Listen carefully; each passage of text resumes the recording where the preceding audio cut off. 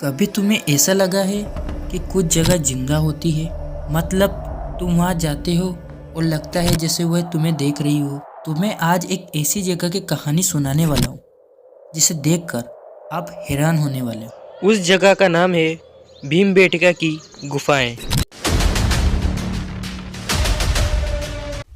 मध्य प्रदेश के जंगलों के बीच जहाँ पेड़ की छाव में छिपी एक ऐसी दीवार है जो 30,000 साल पुरानी है। और सबसे हैरानी की बात यह है कि वो दीवारें अब भी बोलती है। क्या आपने कभी सोचा है अगर दीवारें बोल सकती तो हमें क्या बताती? शायद वो हमारी सभ्यता की शुरुआत की कहानी सुनाती। मध्य प्रदेश के रायसेन जिले के जंगलों के बीच घने पेड़ और पहाड़ों के बीच छुपा एक अद्भुत स्थान भीमबेटका रॉक शेल्टर्स। कहते हैं जब प्रसिद्ध वैज्ञानिक डॉक्टर वी.एस. वाकणकर वो कोई एक्सप्लोरर नहीं थे, बस एक साधारण वैज्ञानिक थे। 1957 में वो इस जगह पहुंचे तो उन्हें लगा कि यह सिर्फ साधारण चट्टान है, लेकिन जब उन्होंने ध्यान से देखा तो इन दीवारों पर बनी हजारों साल पुरानी चित्रकला ने सबको चुका दिया। लाल, सफेद और हरे रंग से बने चित्र थे। कुछ में लोग नाच रहे हैं, कुछ में शिकार कर रहे हैं और कुछ में शायद किसी देवी या शक्ति की पूजा कर रहे हैं। अब सोचो जरा, 30,000 साल पहले जब ना कोई भाषा थी न सभ्यता, तब किसी इंसान ने पत्थर पर अपने सपने बनाए थे। शायद इसलिए कि वो चाहता था उसकी कहानी मिटे नहीं। वैज्ञानिक ने बताया ये सिर्फ चित्र 1000 साल पुराने नहीं बल्कि लगभग 30,000 साल पुराने। मतलब जब दुनिया में ना तो कोई सभ्यता थी, ना कोई भाषा, ना कोई शहर, तब भी यह कोई इंसान पत्थर पर अपनी कहानी लिख रहा था। कुछ चित्र इतने गहरे थे कि आज भी मौसम और समय के थप्पड़े उन्हें मिटा नहीं। आखिर कौन थे ये लोग?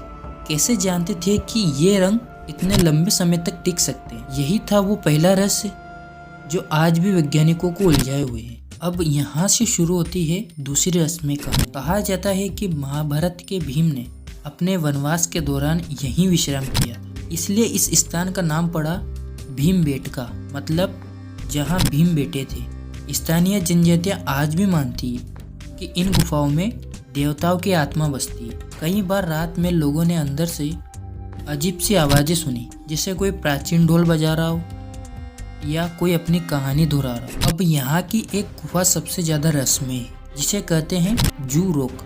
इसकी दीवारों पर इतने जानवर बने हैं कि गिनती नहीं होती, लेकिन कुछ आकृतियाँ अजीब है। किसी के सिर पर हेलमेट जैसे कुछ, किसी के बदन पर चमकदार कपड़ा। लोग कहते हैं भाई ये तो स्पेस सूट लग रहा है। अब सोचो जरा, 30,000 साल पहले किसी ने स्पेस सूट जैसा बनाया। क्या ये सिर्फ हमारी कल्पना थी या उन्होंने कुछ ऐसा देखा था जो आज भी हमारे लिए रहस्य है? मेरे लिए सबसे बड़ा रहस्य ये है कि इतने साल बाद भी इन दीवारों पर जो रंग लगे हैं वो अब तक फीके नहीं।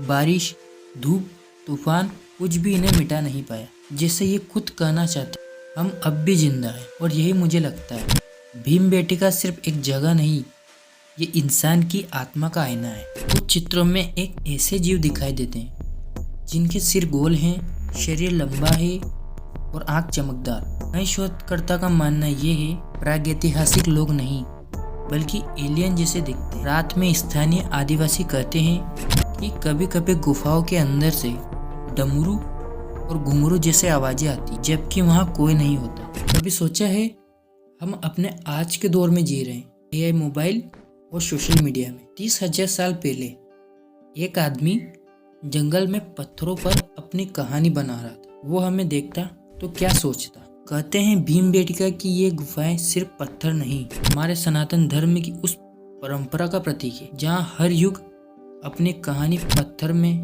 मंत्रों में और आत्मा में छोड़ा जाता है। हमारे ऋषियों ने कहा था कालो ही दुरित क्रम, यानी समय को कोई नहीं रोक सकता। पर समय बीत भी जाए तब भी हमारी संस्कृति, हमारी आत्मा और हमारी आस्था इन पत्थरों की तरह अटल रहती है। सवाल बस इतना है, क्या हम अपनी संतानों के लिए वही विरासत छोड़ रहे हैं जो हमारी ऋषियों ने हमारे लिए छोड़ी थी?